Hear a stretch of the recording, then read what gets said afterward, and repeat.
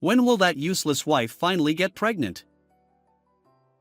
Amidst the gathering of relatives, my husband drunkenly badmouthed me. Seeking refuge, I slipped out of the room, and there, my 6-year-old niece quietly approached me. She had an air of maturity about her and occasionally predicted future events like a fortune teller, a mysterious child. Suddenly, she began reciting what seemed like a phone number. Auntie, try calling this woman.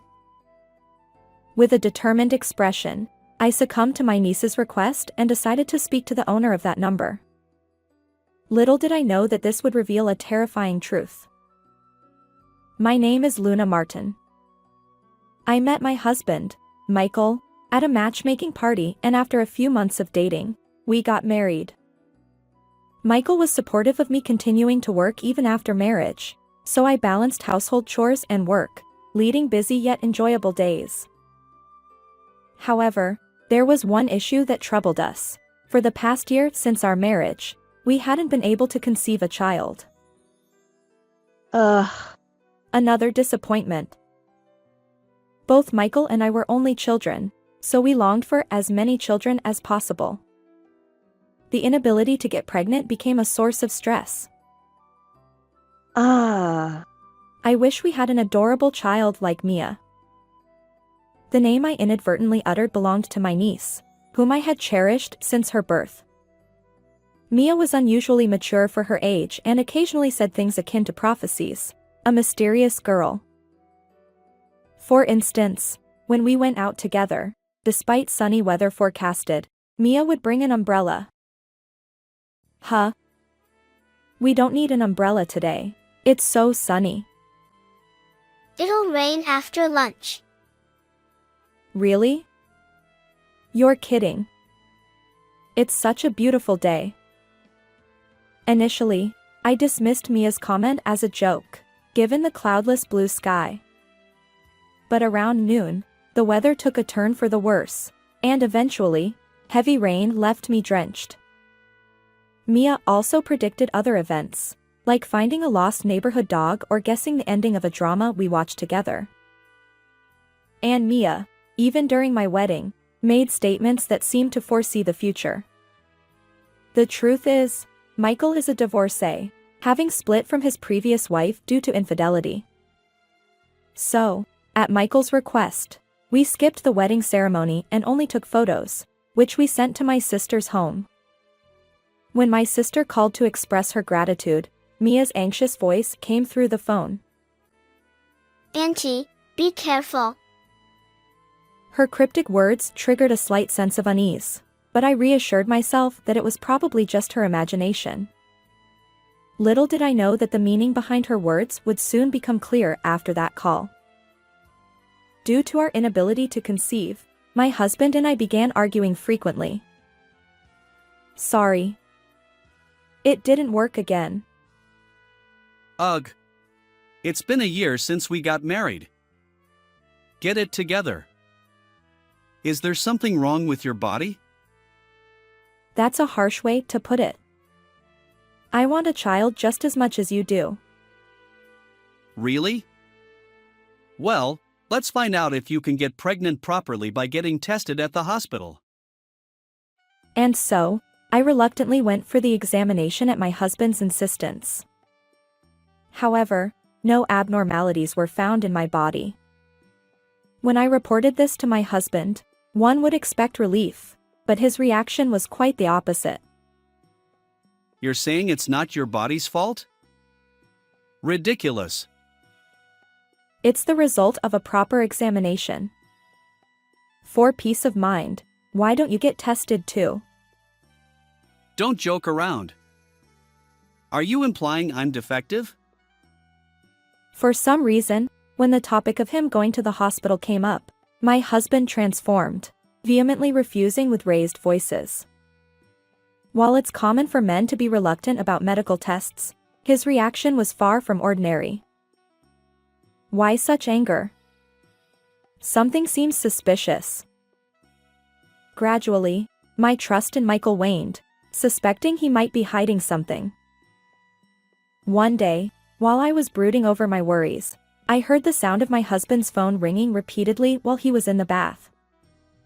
Despite always keeping it on silent mode at home, he seemed to have forgotten to set it that way this time. Annoyed by the persistent ringing, I peeked at the screen and noticed a multitude of missed calls from the same phone number. Seeing this, I began to suspect that Michael might be having an affair, but even after discreetly checking his phone and bag, I found no evidence to support my suspicions. After some time, my husband seemed to be entrusted with a new project, resulting in late-night returns home. I supported him by handling the household chores he was responsible for, but there were no words of gratitude or apology from him. However, as I also worked full-time, it was challenging to manage household tasks perfectly. Hey, the laundry is piling up. Oh, I'm sorry. I had overtime yesterday, so I plan to do it today. Lately, you've been quite lax with housework. We're having store-bought meals for dinner, and you barely vacuum once a week. I'm doing your share of the chores too. I work too, you know. If you have complaints, how about taking out the trash? Unlike you, I have crucial work that affects the company's fate, so I'm tired. Besides, isn't housework a woman's job? Michael spat out those words and settled onto the sofa to watch a comedy show. Complaining about being busy, yet you come home earlier than I do. As Michael relaxed in the living room, I silently continued with the remaining chores. Thus, caught between work at the office and domestic tasks at home, my heart gradually wore thin. Amidst all this, my husband and I attended a family memorial service. After the solemn ceremony, the gathering transitioned to a meal, with women bustling around, serving drinks to the men. Although my husband was meeting my relatives for the first time, his natural charm quickly won them over, and he engaged in friendly banter over drinks. While everyone praised him as the kind and wonderful husband, my niece alone regarded him with a wary expression, an unforgettable moment. Then, fueled by alcohol, Michael blurted out disparaging remarks about me to our relatives. My wife claims she's fine after the tests, but something seems fishy. After all, we're still struggling to have a child. As I carried dishes to Michael's table, I overheard him spreading gossip about me. Though others gently scolded him, Michael's momentum didn't wane. When will that inadequate wife of mine finally get pregnant? Unable to bear his words, I rushed out of the venue, tears streaming down my face. Why did he say that, especially in front of our relatives? Just then, my niece Mia came searching for me. Auntie, are you here? She peered at my face and gently held my hand, calming my nerves. I hurriedly tried to return to the memorial service venue, but Mia stopped me. Then, in a hushed voice, she began reciting a series of numbers, a phone number, it seemed. I thought of this number when I saw your husband's face earlier. Call it. Huh? Whose phone number is this? Never mind that, just dial it quickly. Urged by Mia, I entered the number into my phone. Wait, this looks familiar. It turned out to be the same number that had filled Michael's call history on his phone. Realizing this, I hastily made the call. Hello? After a few rings, a melodious voice answered. And from that person, I learned the truth Michael had been hiding, a truth so far-fetched that I initially couldn't believe it. Auntie, what the woman said is true. But Mia, who had been listening alongside me, whispered this as I was panicking. Her words helped me regain composure, and simultaneously, my anger toward Michael erupted. Had my precious year been wasted on such a selfish man? As I hung up the phone, I noticed that the memorial service was about to conclude. With Mia by my side, I left the scene. As we hurried back to the venue, our relatives were already tidying up after the meal, preparing to leave. Hey, where were you? We should head home soon. Spotting me, Michael reached for my arm. Stop. I instinctively shook off his hand and turned on the speakerphone of my phone. Just as Michael, rejected and visibly angry, was about to ask what I was doing, a woman's voice came through the phone. So Luna's words were true after all. Nice to meet you all. I'm Michael's real wife, Cindy. The moment Cindy's voice reached him, Michael's face turned pale, and the surrounding relatives buzzed with unease. Yes, the owner of the phone number Mia had given me was Michael's true wife. Michael had fought with her for some reason and left home. Yet, without officially divorcing, he had somehow carried on a sham marriage with me. I had trusted him to handle the marriage registration, never suspecting he hadn't submitted it. Just as Cindy was about to say something, Michael snatched my phone, cutting the call and powering it off. Hey. What are you doing? And what's your game? Who was that woman earlier? What? Weren't you listening? She's your wife. The real one.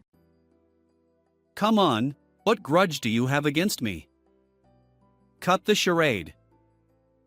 Our exchange unfolded while the watching relatives held their breath, sensing the tension. After a tense exchange, the person we had been waiting for finally appeared. Michael, we finally meet. I've been searching for you. The truth was that Cindy, Michael's real wife whom I had spoken to on the phone earlier, had arrived. Carrying shopping bags, she confidently entered the room, wearing a smile that bordered on intimidation. Why are you here? Luna told me about this place. Coincidentally, I was shopping nearby, so I came straight here. With a grin, Cindy pulled an envelope from her bag and handed it to Michael. It's a good thing I always carry it. As he hesitantly opened the envelope, it revealed divorce papers and some other documents. When I tried to look at the papers, Michael stopped me. What's that? It's just the results of a health check. Well, then why not show it? Persistently pressing him, Cindy dropped a bombshell. You won't show it, will you? Because it states that the cause of infertility is you.